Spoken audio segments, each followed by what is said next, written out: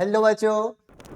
एक ही लगने लग जाए, एक के ऊपर एक, या इतनी जूमिंग पावर ही नहीं है कि वो दो ऑब्जेक्ट्स आपको अलग अलग दिखाए जा सके। तो इस एक्टिविटी में क्या कहा गया है कि आप जब माइक्रोस्कोप यूज कर रहे होगे, ठीक, तो हमें क्या गिवन है यहाँ पे, कोलोकेशिया की माइक्रोग्राफ इमेज गिवन है जिसमें हम स्टोमेटा को ऑब्जर्व कर सकते हैं। तो ये कुछ सब्सटेंसेस को अंदर आने देगी और कुछ सब्सटेंसेस को ही बाहर जाने देगी। अगर ये पहले फूले हुए थे और बाद में कॉन्सेंट्रेटेड सॉल्यूशन में रखा जाएगा तो ये भी क्या हो जाएंगे, सिकुड़ जाएंगे, इनके अंदर से जो वाटर था वो बाहर आ जाएगा। तो डिफ्यूजन क्या है, किसी भी पार्टिकल का हो सकता है, पर ऑस्मोसिस वो सिर्फ किसके लिए है, वाटर मॉलिक्यूल्स के लिए ही है। सेम एक जैसे देखने को मिल रहे हैं, इनके साइजेस हमें क्या होंगे, सेम देखने को मिलेंगे। ये सेल चैप्टर की सेकंड वीडियो में आपका बहुत बहुत स्वागत है। Welcome to my YouTube channel of Shikshami classes. मेरा नाम है कुलदीप सिंह, मैं यहाँ पे आपको बायोलॉजी पढ़ाता हूँ। तो अब हम आगे कंटिन्यू करने वाले सेकंड वीडियो को इस सेल वाले चैप्टर की। बहुत ज्यादा इंपॉर्टेंट रहने वाली वीडियो की, इसमें कुछ बेसिक कॉन्सेप्ट्स आ जाएंगे आपके, और इसमें से एक क्वेश्चन आपके स्कूल में आएगा ही आएगा।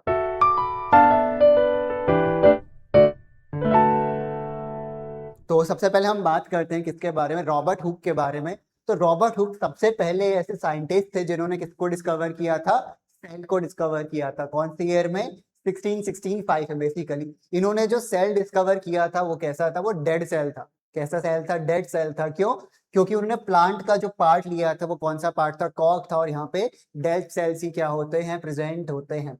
इन्होंने खुद से क्या किया था, एक माइक्रोस्कोप बनाया था, खुद का एक माइक्रोस्कोप डिजाइन किया था इन्होंने, जिसकी जो मैग्निफिकेशन पावर थी वो कितनी थी, 200 टू 300 टाइम्स थी। ठीक, यानी किसी भी ऑब्जेक्ट को वो 200 और 300 टाइम्स करके जूम करके बेसिकली दिखाता था। इनका ये सिंपल था जो भी माइक्रोस्कोप था।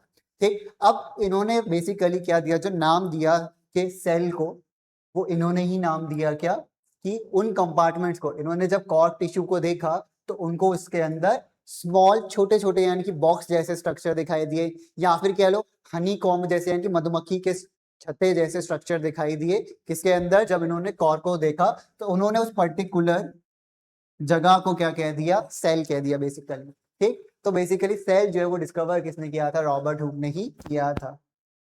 ठीक है, लाइट माइक्रोस्कोप के बारे में हम पढ़े। तो लाइट माइक्रोस्कोप जो स्कूल्स में पाया जाता है, बेसिकली माइक्रोस्कोप वो कौन सा होता है, लाइट माइक्रोस्कोप ही होता है। ठीक, ये क्या करता है, इस माइक्रोस्कोप के अंदर प्रिंसिपल एक मेन क्या, कि इसमें क्या किया जाता है, लाइट को यूज किया जाता है, जो विजिबल लाइट होती है बेसिकली। इसके अलग अलग हम कंपोनेंट्स देख लेते हैं एक बार। तो इसमें देखो, आईपीस प्रेजेंट होता है, ठीक है, ट्यूब है, नॉब्स प्रेजेंट है अलग अलग, ठीक, डिफरेंट लेंसेज है इसके अंदर, स्टेज है, कंडेंसर है, इल्यूमिनेटर है, और ऑब्जेक्टिव लेंस है। किसी किसी केस में क्या होता है, इस इल्यूमिनेटर की जगह पर मिरर भी प्रेजेंट होता है बेसिकली, जो आपके बुक में डायग्राम में हो सकता है, उसमें मिरर क्या होगा, प्रेजेंट होगा। ठीक, अब जो रॉबर्ट हुक ने, या बेसिक जो अदर लाइट माइक्रोस्कोप्स वगैरह आते हैं, ठीक, जो स्कूल में पाए जाते हैं बेसिकली, उसका जो मैग्निफिकेशन पावर रहती है वो कितनी रहती है, 10 टू 40 टाइम्स रहती है। ठीक, हायर मैग्निफिकेशन का क्या फायदा है, हायर मैग्निफिकेशन होगा तो अंदर और अच्छे से जूम करके देखा जा सकता है किसी भी स्पेसिमेन को। ठीक, तो माइक्रोस्कोप के अंदर क्या क्या इंप्रूवमेंट्स किए जा सकते हैं उसके बारे में हम बात कर लेते हैं। एक, उसका रिजोल्यूशन इंप्रूव किया जा सकता है। रिजोल्यूशन का मतलब क्या है, कि दो कोई भी क्या है, दो कोई भी ऑब्जेक्ट्स है वो कितनी दूर है, उससे हम क्या कहते हैं, रिजोल्यूशन कहते हैं। ठीक, तो बेसिकली अगर कोई दो डॉट्स हैं, बेसिकली कोई भी दो ऑब्जेक्ट है सेल के अंदर ही, दो चीजें हैं वो हमें देखनी है, तो अगर वो बहुत ज्यादा पास हैं चीजें तो हम उसके अंदर जूम कैसे कर पाएंगे। ठीक, तो बेसिकली जितना ज्यादा अच्छा रिजोल्यूशन होगा उतने अच्छे से हम क्या कर सकते हैं, दो ऑब्जेक्ट को डिस्टिंग्विश कर सकते हैं। तो हम दो ऑब्जेक्ट को डिस्टिंग्विश कर पा रहे हैं, नहीं कर पा रहे, उसी को हम क्या बोल देते हैं, रिजोल्यूशन। अगर सिंपल भाषा में बोला जाए, क्लैरिटी। ठीक, एक ऑब्जेक्ट ये है, एक ऑब्जेक्ट ये है, तो दोनों ऑब्जेक्ट आपको अलग अलग दिखने चाहिए। ऐसा नहीं होना चाहिए दोनों ऑब्जेक्ट एक ही लगने लग जाए, एक के ऊपर एक, या इतनी जूमिंग पावर ही नहीं है कि वो दो ऑब्जेक्ट्स आपको अलग अलग दिखाए जा सके। ठीक, नेक्स्ट बात कर लेते हैं कॉन्ट्रास्ट की। ठीक, कॉन्ट्रास्ट का मतलब क्या होता है, जो लाइट और डार्क हो गया बेसिकली, आप कैमरा यूज करते ही होगे फोटोज वगैरह लेने के लिए, तो उसमें क्या होता है, हम कॉन्ट्रास्ट सेट कर सकते हैं, कितना डार्क करना है इमेज को, कितना लाइट करना है इमेज को। तो कॉन्ट्रास्ट के बेसिस पे भी हम क्या करते हैं, डिस्टिंग्विश करते हैं। ठीक, मान लो मुझे न्यूक्लियस देखना है, अगर मैंने पूरे ही सेल को कलर कर दिया एक ही से तो मुझे न्यूक्लियस दिखेगा ही नहीं। तो मुझे जो भी स्टेन करना है बेसिकली वो इस तरीके से स्टेन करना है कि वो कॉन्ट्रास्ट मेंटेन रहे और डिफरेंट हमें क्या दिखे, अच्छे से ऑब्जेक्ट्स जो भी हैं उसके अंदर, सेल के अंदर, वो हमें दिखे। नेक्स्ट आता है मैग्निफिकेशन, यानी कितना ज्यादा उसे जूम किया गया है। ठीक, तो जितना ज्यादा मैग्निफिकेशन होगा उतना ज्यादा ही क्या होगा, बेटर हम अंदर तक देख सकते हैं चीजों को। ठीक, तो एक इलेक्ट्रॉन माइक्रोस्कोप भी होता है। तो देखो माइक्रोस्कोप में एक लाइट माइक्रोस्कोप होगा, दूसरा कौन सा माइक्रोस्कोप हो जाएगा, इलेक्ट्रॉन माइक्रोस्कोप हो जाएगा। जो स्कूल में माइक्रोस्कोप होता है वो इलेक्ट्रॉन माइक्रोस्कोप नहीं होता, बहुत ज्यादा एक्सपेंसिव होता है और हैवी होता है, इसका पूरा इंस्ट्रूमेंटेशन बहुत कॉस्टली होता है। ठीक, पर इसकी जो जूमिंग पावर होती है, इनकी मैग्निफिकेशन होता है वो बहुत ज्यादा होता है, 1 लाख गुना भी हो जाता है किसी किसी अच्छे इलेक्ट्रॉन माइक्रोस्कोप का। लाइट माइक्रोस्कोप में लाइट यूज की जाती है और इसमें क्या यूज किया जाता होगा, इलेक्ट्रॉन यूज किया जाता है। ठीक, तो बेसिकली यहाँ पे इस इलेक्ट्रॉन माइक्रोस्कोप में बेसिकली क्या यूज करते हैं, जो बीम होती है वो किसकी बनती है, इलेक्ट्रॉन की बनती है। और इसमें सेल के अंदर तक बहुत कुछ देखा जा सकता है। बेसिकली सेल ऑर्गेनेलीज वगैरह देखने के लिए, सेल ऑर्गेनेलीज देखने के लिए क्या यूज किया जाता है, जो इलेक्ट्रॉन माइक्रोस्कोप है उनका यूज किया जाता है। क्यों, क्योंकि बहुत ज्यादा मैग्निफिकेशन करते हैं। ठीक, तो एक एक्टिविटी है 2.1, उसके बारे में हम देख लेते हैं। इस एक्टिविटी में बेसिकली क्या कहा है कि आपको क्या करना है। ये एक्टिविटी स्टार्ट करने से पहले क्वेश्चन है मेरा छोटा सा। ठीक, मान लो आपके पास कॉइन्स है, मान लो आपके पास कितने कॉइन्स हैं, 4 कॉइन्स है 2 रुपीज के। ठीक, सारे 2 रुपीज के हैं। इनकी टोटल आपने क्या किया, आपने टोटल इसकी लेंथ देखी और आपको बताई मैंने कितनी, 10 सेंटीमीटर। ठीक, टोटल लेंथ ये क्या आ गई, चारों की मिला करके 10 सेंटीमीटर आ गई। और अगर मैं आपसे पूछूं कि मुझे एक कॉइन का डायामीटर बताओ, तो आप कैसे बताओगे, आप कुछ नहीं करोगे, आपके अगर टोटल लेंथ अपॉन कितने में डिवाइड हो रही है, 4 में डिवाइड हो रही है। 2 से कैंसिल किया 5, 2 से कैंसिल किया 2, सॉल्व करके आ गया आंसर 2.5 सेंटीमीटर। तो इस एक्टिविटी में भी हमें कुछ कुछ यही करना है बेसिकली। ठीक, इस एक्टिविटी में भी हम ऐसा ही कुछ देखेंगे।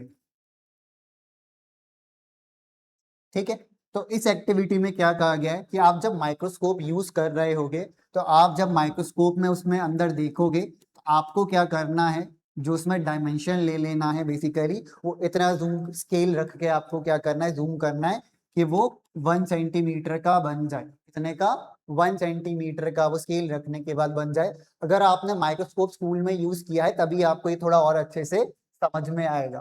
ठीक है, तो आपने क्या किया, उस 1 सेंटीमीटर वाले सर्कल में देखा कि कितने सेल्स आपको दिख रहे हैं। इस एक्टिविटी में हम बेसिकली क्या कर रहे हैं, हम ये देख रहे हैं कि कितने सेल का साइज क्या होता है। सेल का साइज निकालने का तरीका बताया है कि 1 सेंटीमीटर मेजर कर लो स्केल से उसी में, और जब आप अपनी स्लाइड को देखोगे तो उसमें आपको कितने सेल्स दिख रहे हैं।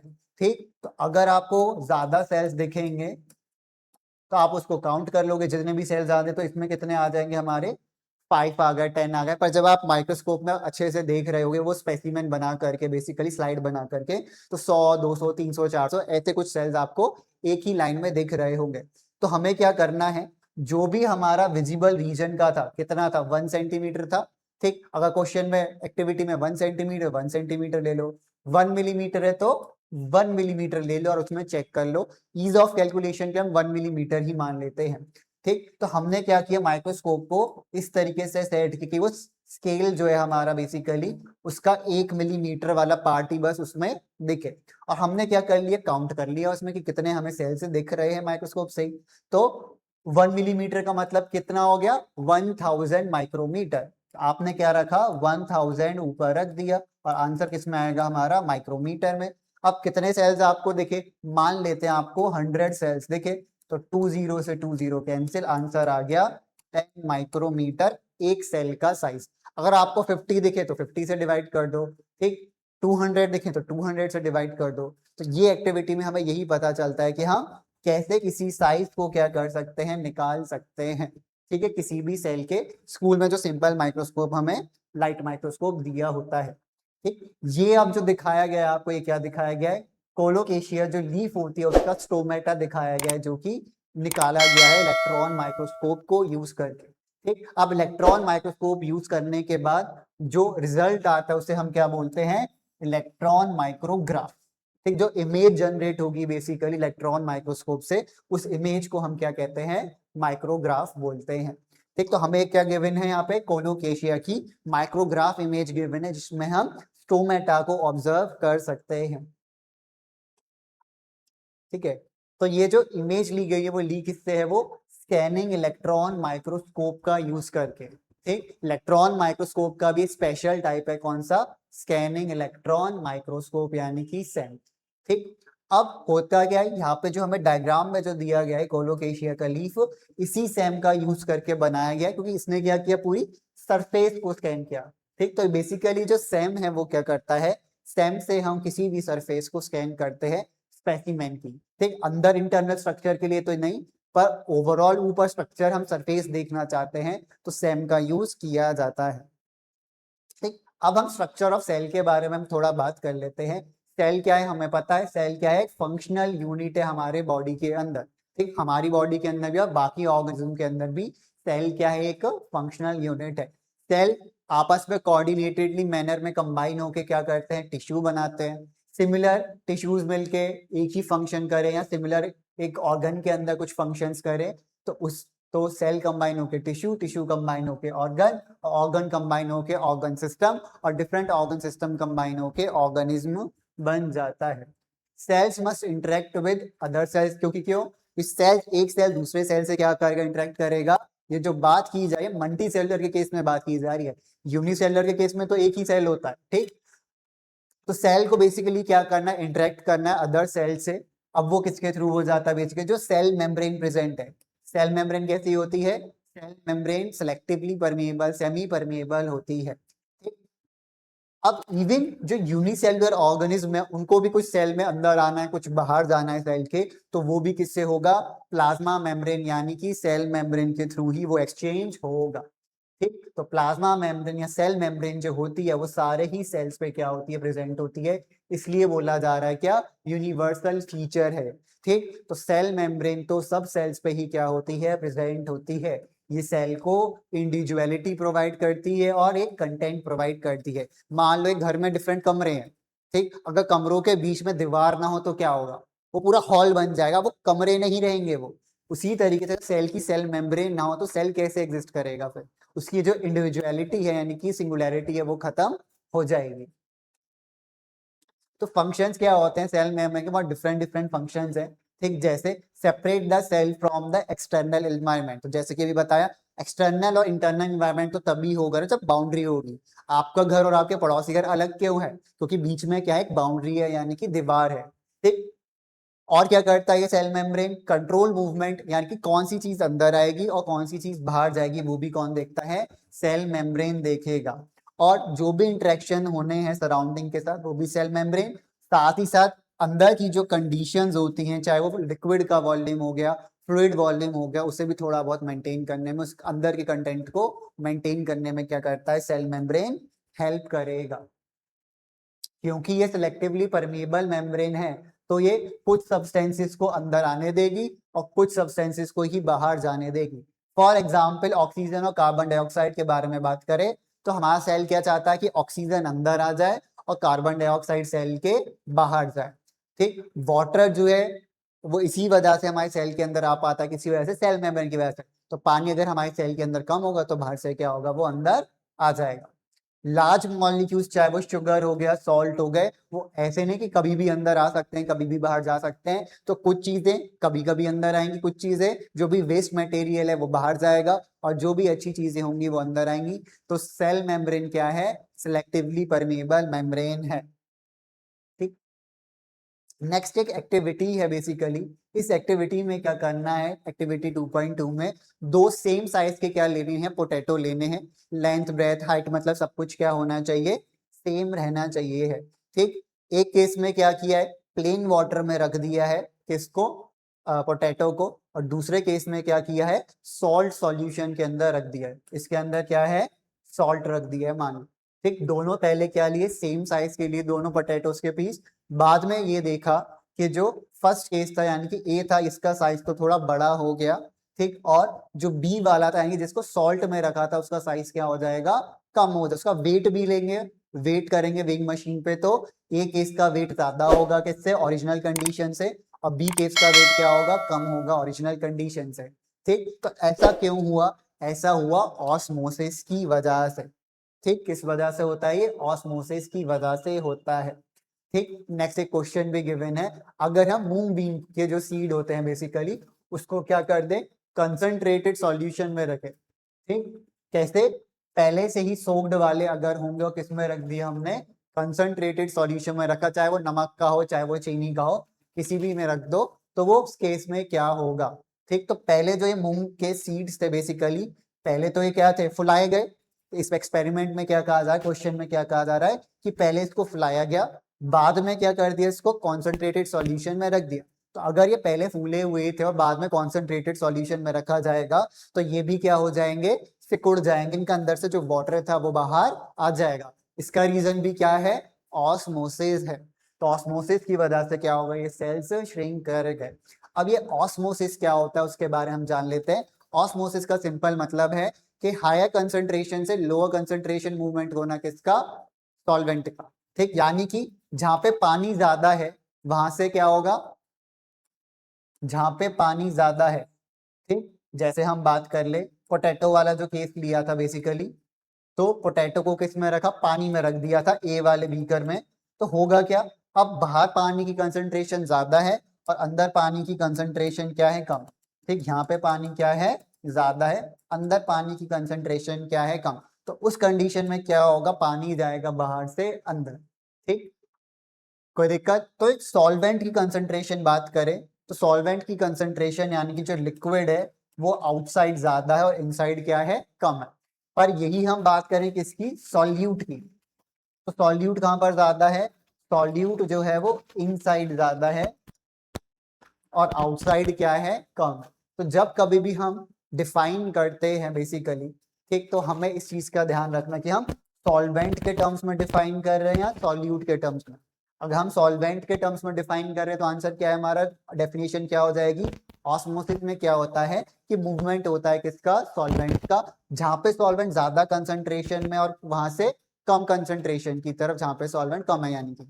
ठीक, और यही सॉल्यूट के टर्म में बताना हो तो जहां पे सॉल्यूट कम है तो कम कहां पे है, बाहर है। जहां पे सॉल्यूट कम है वहां से सॉल्यूट ज्यादा वाली जगह में सॉल्वेंट का मूवमेंट होना, उसी को हम क्या बोल देते हैं, ऑस्मोसिस बोल देते हैं। तो अलग अलग बुक्स में आपको अलग अलग केस देखने को मिलेंगे, इस चीज का ध्यान रखना, आप सॉल्वेंट के टर्म्स में डिफाइन कर रहे हो या सॉल्यूट के टर्म्स में। और ये प्रोसेस कब तक चलेगा, जब तक अंदर और बाहर दोनों की कॉन्सेंट्रेशन क्या ना हो जाए, रीच ना हो जाए, इक्विलिब्रियम कंडीशन बोल देते हैं बेसिकली, जिसके बाद अंदर और बाहर अब पानी का नेट मूवमेंट जीरो हो जाएगा। ठीक, तो सेल मेम्ब्रेन ने बेसिकली क्या किया, चाहे वो पोटैटो वाला केस हो, चाहे वो मूंग बीन वाला केस हो, चाहे वो किशमिश वाला कोई केस हो, तो तीनों ही केस में क्या होगा बेसिकली, सेल मेम्ब्रेन क्या करेगा, वाटर के मूवमेंट को अलाउ कर देगा। ठीक, पर शुगर और सॉल्ट अंदर बाहर नहीं गई क्योंकि शुगर और सॉल्ट का मूवमेंट अलाउ नहीं हुआ इस केस में। ठीक है, तो अब डिफ्यूजन के बारे में अब हम पढ़ते हैं। डिफ्यूजन क्या है, diffusion is the net movement of a particles from a region of high concentration to region of lower concentration. तो जो डिफ्यूजन है देखो वो सॉलिड का भी हो सकता है, लिक्विड का भी हो सकता है, गैस का भी हो सकता है, पहली चीज। और ऑस्मोसिस क्या था, वो सिर्फ वाटर के लिए था। सेकेंड थिंग, जो डिफ्यूजन है उसके लिए सेमी परमिएबल मेम्ब्रेन या किसी भी मेम्ब्रेन की जरूरत नहीं है, बस किसका होना जरूरी है, कंसंट्रेशन ग्रेडियंट का। कंसंट्रेशन ग्रेडियंट का मतलब क्या है, कंसंट्रेशन के लेवल में यानी कि पार्टिकल्स के लेवल में क्या हो, कुछ डिफरेंस हो। फॉर एग्जांपल अगर मैं यहाँ पे स्प्रे कर देता हूँ परफ्यूम को, तो जो परफ्यूम के पार्टिकल्स होंगे वो सारे यहाँ पर आ जाएंगे। पर जो परफ्यूम के पार्टिकल्स हैं वो क्या होगा, धीरे धीरे पूरे कमरे में फैलने लगेंगे, और यही क्या है, डिफ्यूजन है। ऐसा हो इसलिए रहा है क्योंकि यहाँ पे पार्टिकल्स क्या है, परफ्यूम के ज्यादा है, और पूरा जो रूम है वहां पे पार्टिकल्स नहीं है। तो यहाँ से पार्टिकल्स धीरे धीरे धीरे धीरे क्या होगा, पूरे रूम में फैल जाएंगे, और इसी को हम क्या बोल रहे हैं, डिफ्यूजन बोल रहे हैं। ठीक, घर में जो हमारी मदर्स हैं वो क्या करती हैं, खाना बनाती हैं, तो जब मम्मी हमारी खाना बनाती तो उसकी खुशबू जो होती है वो हमारे रूम तक आ जाती है। वो किसकी वजह से पॉसिबल है, वो पॉसिबल है डिफ्यूजन की वजह से। ठीक, तो डिफ्यूजन क्या है, किसी भी पार्टिकल का हो सकता है, पर ऑस्मोसिस वो सिर्फ किसके लिए है, वाटर मॉलिक्यूल्स के लिए ही है। डिफ्यूजन में नेसेसरी नहीं है क्या, प्लाज्मा मेम्ब्रेन। पर यही हम बात करें किस केस में, ऑस्मोसिस के केस में, वहां पे सिलेक्टिवली परमिएबल मेम्ब्रेन यानी कि प्लाज्मा मेम्ब्रेन की जरूरत हो सकती है, कोई भी और सिलेक्टिवली परमिएबल मेम्ब्रेन हो। डिफ्यूजन क्या है, हाई कॉन्सेंट्रेशन से लो कॉन्सेंट्रेशन मूवमेंट है किसका, पार्टिकल का। पर यही बात करें ऑस्मोसिस की, उसमें क्या होता है, जहां पे सॉल्वेंट जो है यानी कि वाटर जो है जहां पे हाई कॉन्सेंट्रेशन में वहां से जाता है लो कॉन्सेंट्रेशन में, यानी कि डाइल्यूट सॉल्यूशन से जाता है कॉन्सेंट्रेटेड सॉल्यूशन में। डिफ्यूजन के एग्जांपल जैसे कि अभी हमने देखा, क्या परफ्यूम की जो स्मेल होती है पूरे कमरे में फैल जाती है, वो डिफ्यूजन की वजह से। और ऑस्मोसिस का एग्जांपल हम डिटेल में देखते हैं, क्या कि जो प्लांट्स होते हैं, प्लांट्स की रूट्स होती हैं, वो रूट्स क्या करती हैं, वाटर को एब्जॉर्ब कर लेती हैं। वो जो एब्जॉर्प्शन होता है वाटर का, वो किसकी वजह से पॉसिबल है, ऑस्मोसिस की वजह से पॉसिबल है।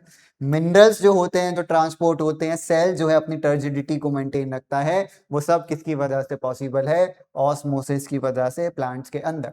अब हम देखो पढ़ने वाले 3 टाइप के सॉल्यूशंस के बारे में, आइसोटोनिक सॉल्यूशन, हाइपोटोनिक सॉल्यूशन और हाइपरटोनिक सॉल्यूशन। ये टॉपिक बहुत ज्यादा क्या है, इंपॉर्टेंट है। ठीक, तो कौन सा सबसे अच्छा कलर दिख रहा है इसमें, ब्लैक से ही हो जाएगा। ठीक, तो अब हम बात करेंगे 3 टाइप के सॉल्यूशंस के बारे में, आइसोटोनिक, हाइपोटोनिक और हाइपरटोनिक सॉल्यूशंस के बारे में। अब देखो सेल के अंदर जो भी चीजें हैं उसे क्या बोल देंगे हम, इंट्रासेल्यूलर, और सेल के बाहर के लिए क्या वर्ड यूज किया जाएगा, एक्स्ट्रा सेल्यूलर। तो अगर सेल के बाहर की कॉन्सेंट्रेशन और सेल के अंदर की कॉन्सेंट्रेशन दोनों केस क्या है, बराबर है, तो अगर सेल की बाहर की कॉन्सेंट्रेशन और सेल के अंदर की कॉन्सेंट्रेशन सेम है, तो उस सॉल्यूशन को बोला जाएगा आइसोटोनिक सॉल्यूशन। पर अगर पर अगर सेल के बाहर के बात करें हम, यानी कि एक्स्ट्रा सेल्यूलर की बात करें, तो सॉल्यूट अगर बाहर क्या है, कम है, और अंदर क्या है, सॉल्यूट की कॉन्सेंट्रेशन ज्यादा है। ठीक, तो ऐसे केस को क्या बोला जाएगा, हाइपोटोनिक सॉल्यूशन। और अगर इसका उल्टा है तो उसे क्या बोला जाएगा, हाइपरटोनिक सॉल्यूशन। ठीक, तो अगर हम एक एक करके, आइसोटोनिक में तो कंफ्यूजन ही नहीं है, अंदर और बाहर दोनों जगह ही क्या है, कॉन्सेंट्रेशन सेम है। पर यही हम बात करें हाइपोटोनिक के केस में, हाइपोटोनिक में क्या होगा, हाइपोटोनिक में जो सेल होगा किसी का भी वो फूल जाएगा। जैसे किशमिश है, किशमिश को हमने रखा तो हाइपोटोनिक सॉल्यूशन में रखेंगे तो वो क्या होगी, फूल जाएगी। तो किशमिश को जब हम पानी में रखते हैं तो वो फूल जाती है, उसी केस को हम क्या बोल रहे हैं, हाइपोटोनिक सॉल्यूशन बोल रहे हैं। ठीक, हाइपो, हिप्पो जैसा वर्ड लग रहा है, हिप्पोपोटेमस मोटा सा जो होता है। ठीक, तो इससे आप याद रख सकते हो क्या, कि सेल क्या होगा, इसमें फूल जाएगा, किसमें, हाइपोटोनिक सॉल्यूशन के अंदर। पर यही हम बात करें कि इसमें नमक वाले पानी में या चीनी वाले पानी में सेल क्या होता है, सिकुड़ जाता है, छोटा हो जाता है, उसी को हम क्या बोल रहे हैं, हाइपरटोनिक सॉल्यूशन बोल रहे हैं। पहले तो ये याद रखो होता क्या है, ठीक, कि बढ़ता है या घटता है, उसके हिसाब से आप डेफिनेशन बना सकते हो। अब देखो इसमें सेल क्या होगा, फूल रहा है, बड़ा हो रहा है सेल, तो बड़ा सेल कब होगा, जब बाहर से पानी क्या होगा, अंदर आएगा। जब बाहर से पानी क्या होगा, अंदर आएगा, तो सेल क्या हो जाएगा, फूल जाएगा। अब बाहर से पानी अंदर क्यों आएगा, जब बाहर पानी ज्यादा हो और अंदर पानी की कॉन्सेंट्रेशन कम हो। यानी कि अगर पानी बाहर ज्यादा है तो बाहर सॉल्यूट जो होगा यानी कि वो कम होगा, और अंदर सॉल्यूट क्या होगा, ज्यादा होगा। तो इस हिसाब से आप चीजें क्या कर सकते हो, याद कर सकते हो। ठीक, अब हम बात करें स्ट्रक्चर की, किसके, सेल मेम्ब्रेन की।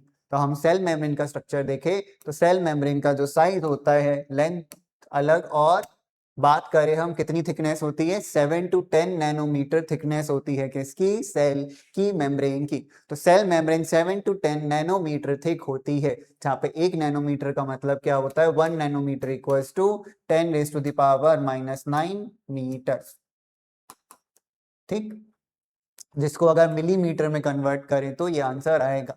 अब ये जो सेल मेम्ब्रेन है ये बनती किससे है, लिपिड से और प्रोटीन्स के, दो चीजों से मिलकर बनती है, लिपिड्स और प्रोटीन से मिलकर बनती है। कौन, सेल मेम्ब्रेन। ठीक, तो लिपिड का यहाँ पे डायग्राम गिवन है हमें, प्रोटीन्स के भी डायग्राम गिवन है। तो अगर लिपिड की हम बात करें, जूम्ड वर्जन दिया गया लिपिड का, तो ये जो हेड वाला रीजन है इसे हेड बोल देंगे, और ये क्या हो गई, इसकी टेल हो गई। जो हेड वाला रीजन होता है, और ये क्या हो गया, टेल वाला रीजन हो गया किसका, लिपिड का। तो जो प्लाज्मा मेम्ब्रेन है वो लिपिड और प्रोटीन की बनी हुई होती है। नेक्स्ट हम बात करेंगे फ्लूइड मोसेक मॉडल के बारे में, जो कि बहुत ज्यादा इंपॉर्टेंट है, पेपर में पूछा जाएगा आपसे स्कूल्स के अंदर। ठीक, इसका डायग्राम पूरा बनाने को आ जाता है। ठीक, तो इसके अभी हमने क्या पढ़ा कि जो प्लाज्मा मेम्ब्रेन होती है वो किसकी बनती है, प्रोटीन और लिपिड्स की बनती है। पर कुछ अमाउंट में क्या होता है, कुछ अमाउंट में कार्बोहाइड्रेट की प्रेजेंट होता है। ये जो आपको रेड कलर से और ये ब्लू कलर के धागे जैसे दिख रहे हैं, तो यही क्या है, कार्बोहाइड्रेट्स हैं।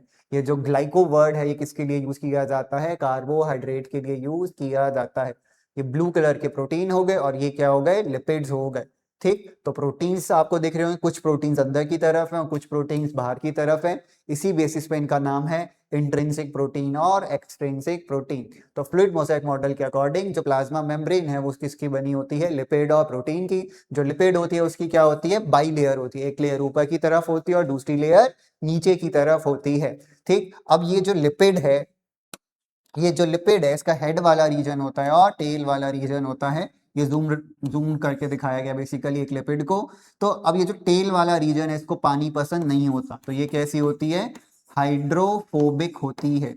कैसी होती है, हाइड्रोफोबिक। और ये हेड वाला जो रीजन होता है इसको पानी पसंद होता है, इसलिए ये कैसा होता है, हाइड्रोफिलिक होता है। ठीक, तो हेड वाला रीजन क्या हो गया, हाइड्रोफिलिक, और टेल वाला रीजन क्या हो गया, हाइड्रोफोबिक। इसलिए ये क्या होते हैं, जो हेड वाले रीजन है वो बाहर की तरफ है, मतलब दोनों तरफ ऐसे, इसलिए इस तरफ भी पानी है और इस तरफ भी क्या है, पानी है। जब दोनों तरफ पानी है तो हेड वाला रीजन इसलिए पानी की तरफ है। जो टेल वाला रीजन है उसको, टेल को क्या पसंद नहीं है, पानी पसंद है, इसलिए सारी जो टेल्स हैं सारे ही लिपिड की वो एक साथ इकट्ठा हो गई और यहाँ पर कोई भी पानी का मॉलिक्यूल नहीं होगा। पानी सारा इन्होंने क्या कर दिया, दोनों तरफ कर दिया और यहाँ पे कोई भी पानी का मॉलिक्यूल नहीं है। इसकी वजह से क्या हो गया, ये बन गई बाइलिपिड लेयर। तो बाइलिपिड लेयर हो गई। ठीक, लिपिड की दो लेयर हो गई, एक बाहर की तरफ और एक अंदर की तरफ। प्रोटीन्स आ गए यहाँ पे और थोड़ा बहुत कार्बोहाइड्रेट भी क्या होता है, अप्रोक्स 1% कार्बोहाइड्रेट प्रेजेंट होता है। ठीक, तो बाइलिपिड लेयर के बारे में हमने क्या क्या पढ़ा कि दो लेयर्स होती हैं इसकी, इसलिए हम इसे क्या बोल रहे हैं, बाइलिपिड लेयर बोल रहे हैं। हाइड्रोफिलिक और हाइड्रोफोबिक इसके रीजन्स होते हैं। जो हेड वाला रीजन होता है वो कैसा होता है, वाटर की तरफ अट्रैक्ट होता है तो हाइड्रोफिलिक हो गया। और जो टेल वाला रीजन वो अंदर की तरफ छुप कर रहता है पानी से, तो वो कैसा हो गया, वाटर रिपेलिंग यानी कि हाइड्रोफोबिक हो गया। ठीक, फ्लूइड के नेचर की बात करें, जो लिपिड और प्रोटीन के मॉलिक्यूल से मिलकर क्या बनता है, हम जानते हैं कि बना है सेल मेम्ब्रेन। इसको फ्लूइड इसलिए बोला जा रहा है क्योंकि जो ये लिपिड है वो साइड में इधर उधर जा सकता है, ऊपर वाली लेयर से नीचे वाली लेयर में जा सकता है, या फिर एक ही जगह पे गोल गोल भी घूम सकता है। तो साइडवेज जा सकता है, फ्लिप कर सकता है और रोटेट कर सकता है लिपिड का मॉलिक्यूल। इसलिए हम इस लिपिड को यानी कि पूरी प्लाज्मा मेम्ब्रेन को कैसा कंसिडर करते हैं, फ्लूइड कंसिडर करते हैं। देखो इधर उधर जा सकता है, एक ही जगह पे रोटेट हो सकता है, या फिर ऊपर से नीचे पूरा 180 डिग्री फ्लिप भी मार सकता है, नीचे से ऊपर चला गया। ठीक, तो ये क्या हो गया, फ्लिप।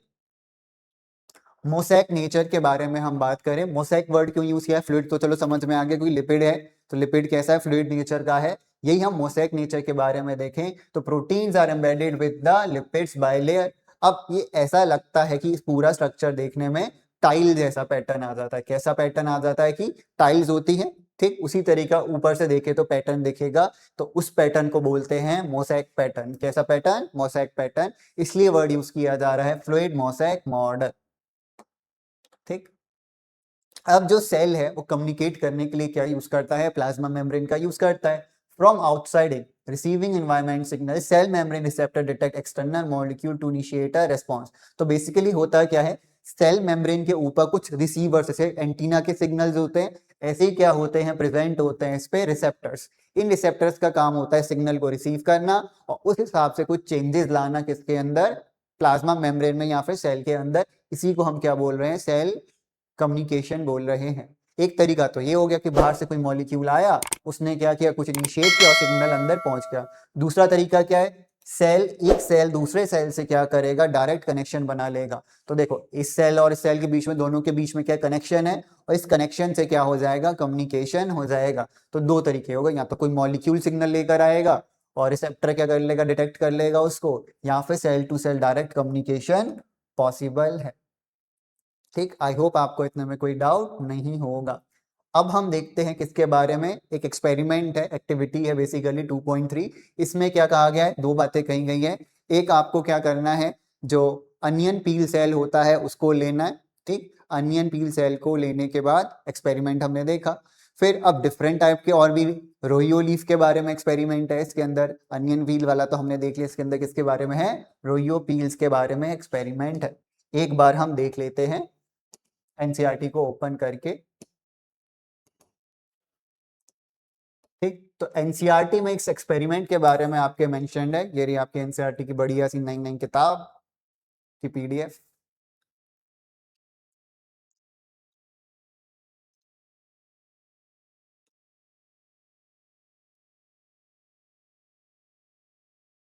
ठीक, तो इस एक्टिविटी में बेसिकली क्या किया गया, पूरा आपका कैसे स्टेन करते हैं हम सेल्स को उसके बारे में बताया गया है।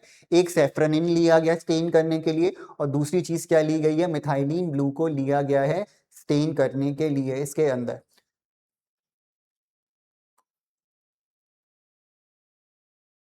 ठीक है, स्ट्रक्चर ऑफ सेल हमने ऑलरेडी पढ़ लिया, सेल मेम्ब्रेन हम पढ़ रहे हैं, उसमें हमने ये भी देख लिया, पोटैटो वाला एग्जांपल देखा हमने, और हमने क्या पढ़ा, मूंग बीन के बारे में पढ़ा, ऑस्मोसिस के बारे में पढ़ा, डिफ्यूजन के बारे में पढ़ा। ठीक, फिर हमने सेल मेम्ब्रेन का फ्लूइड मोज़ेक वाला स्ट्रक्चर हम ऑलरेडी देख चुके हैं। अब हम एक एक्टिविटी के बारे में बात कर रहे हैं जिसके अंदर क्या किया गया है, रोइयो लीफ को लिया गया है, क्रेडल लिली की लीफ को लिया गया है। इस एक्टिविटी को आप स्कूल्स में भी परफॉर्म करोगे। ठीक, तो इसमें बेसिकली दो चीजें ली है, एक तो ह्यूमन चीक सेल लिया गया है और दूसरा क्या लिया गया है, क्रेडल लिली की लीफ को ले लिया गया है। ठीक, इन दो एक्सपेरिमेंट्स करने के बाद इसका जो इमेज हमें दिखाई गई अनियन पील सेल की और ह्यूमन चीक सेल की, दोनों की इमेजेस हमें दिखाई गई हैं इस वाले डायग्राम में। Give me a minute. ठीक है, तो अगर हम देखें तो ये हमें क्या गिवन है, पीडीएफ तो अभी थोड़ा रुक रही थी तो हम इधर ही देख लेते हैं। तो अनियन पील सेल का हमें डायग्राम गिवन है, ह्यूमन चीक सेल का हमें डायग्राम गिवन है। तो अनियन पील सेल को किससे स्टेन किया गया है, सेफ्रोनिन से स्टेन किया गया है, और सेफ्रोनिन से स्टेन करने के बाद अनियन पील सेल की हमें इमेज देखने को मिल रही है। ह्यूमन चीक सेल यानी कि ह्यूमंस हम, तो हमारे चीक सेल को निकाला गया है किससे, टूथपिक की मदद से। ठीक, तो टूथपिक से क्या किया गया, टूथपिक से पहले स्क्रैच किया गया किसको, चीक सेल को, फिर वहां से क्या किया गया है, ये सेल्स लिए गए हैं, इसको स्टेन किया सेफ्रोनिन से, इसको स्टेन किया मिथाइलिन ब्लू से, इसलिए ये अलग अलग कलर के आ रहे हैं। सेफ्रोनिन की वजह से थोड़ा पिंकिश ऑरेंजिश कलर आता है, और यही हम बात करें मिथाइलिन ब्लू की वजह से कैसा कलर आ जाता है, ब्लू कलर आ जाता है। इसमें आप देख सकते हो आपको कैसा देखने को मिलेगा, इनकी जो सेल वॉल होती है, हम जानते हैं प्लांट्स के पास क्या होती है, सेल वॉल होती है इसका, इसलिए आपको यहाँ पे एक सिमिलर पैटर्न देखने को मिलेगा। पर ह्यूमन सेल्स के केस में देखा जाए बहुत अलग अलग शेप्स के देखने को थोड़ा बहुत मिल रहे हैं, इरेगुलर्स का रीजन नहीं है कि सेल वॉल नहीं होती। फिर नेक्स्ट हमें क्या दिखाया गया, नेक्स्ट हमें बताया गया क्रेडल लिली का एक्सपेरिमेंट है बेसिकली। ठीक, रोयो भी जिसे बोल देते हैं।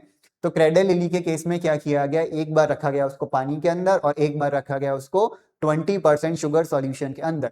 तो दोनों ही केस की अगर हम बात करें, तो अगर हम सेल्स को देखें दोनों ही केस में, तो इस केस में दोनों केस में हमें कैसे देखने को मिलेंगे, सेम एक जैसे देखने को मिल रहे हैं, इनके साइजेस हमें क्या होंगे, सेम देखने को मिलेंगे। ठीक, अब देखो आपका, आप सोचोगे कि हमने तो इसको शुगर सॉल्यूशन में रखा, शुगर सॉल्यूशन में डालने के बाद इनका साइज क्या हो जाना चाहिए था, कम हो जाना चाहिए था, पर फिर भी हमें माइक्रोस्कोप में सेम साइज के क्यों दिख रहे हैं, तो सेम साइज के इसलिए दिख रहे हैं क्योंकि ये है प्लांट सेल। प्लांट सेल के पास क्या होती है, सेल वॉल प्रेजेंट होती है, इस वजह से ये हमने दोनों ही क्या देखने को मिल रहे हैं, सेम साइज के देखने को मिल रही है। फॉर एग्जाम्पल, ये ऐसे मैं एक एग्जाम्पल कंसिडर कर रहा हूँ, ये मान लो एक प्लांट सेल था। ठीक, ये उसकी क्या है, सेल वॉल है, और ये है उसकी सेल मेम्ब्रेन। ठीक, यानी कि प्लाज्मा मेम्ब्रेन। तो सेल वॉल आ गई बाहर की तरफ और प्लाज्मा मेम्ब्रेन आ गई अंदर की तरफ। अगर इसको मैं रखूंगा शुगर सॉल्यूशन के अंदर, तो आपके हिसाब से सेल क्या करना चाहिए था, श्रिंक करना चाहिए था, पर सेल श्रिंक क्यों नहीं करता, क्योंकि इसके पास क्या होती है, सेल वॉल प्रेजेंट होती है, और सेल वॉल अपना शेप मेंटेन करके रखती है, रिजिड होती। पर अंदर वाला जो स्ट्रक्चर होगा इनकी प्लाज्मा मेम्ब्रेन के अंदर वाला, वो अंदर वाला तो पूरा श्रिंक कर जाएगा, पर बाहर से सेल वॉल क्या होती है, रिजिड होती है। ठीक, सेल वॉल क्या होती है, रिजिड होती है, इसकी वजह से हमें माइक्रोस्कोप में नहीं पता चलेगा, पर एक्चुअल में जो अंदर का कंटेंट है वो पूरा ही शुगर सॉल्यूशन में रखने के बाद श्रिंक कर चुका होगा। ठीक, तो नेक्स्ट वीडियो में हम पढ़ेंगे किसके बारे में, सेल वॉल के बारे में, और आगे फर्दर क्या करेंगे, कंटिन्यू करेंगे। अगर आपने हमारे शिक्षामी क्लासेस के चैनल को सब्सक्राइब नहीं किया, सब्सक्राइब कर लीजिएगा, बेल आइकन को प्रेस कर दीजिएगा। इसके जितने भी नोट्स वगैरह हैं वो सब आपको डिस्क्रिप्शन में मिल जाएंगे। हमारे व्हाट्सएप चैनल या टेलीग्राम चैनल को आप फॉलो कर सकते हैं, उसमें ही हम अपडेट करते रहेंगे, और बेल आइकन को जरूर प्रेस कर देना ताकि आपको नोटिफिकेशन आता है जब भी हमारी नई वीडियोज आए। तो see you in the next video, till then keep preparing, all the best, और कोई भी अगर डाउट हो तो उसको कमेंट सेक्शन में जरूर बताना।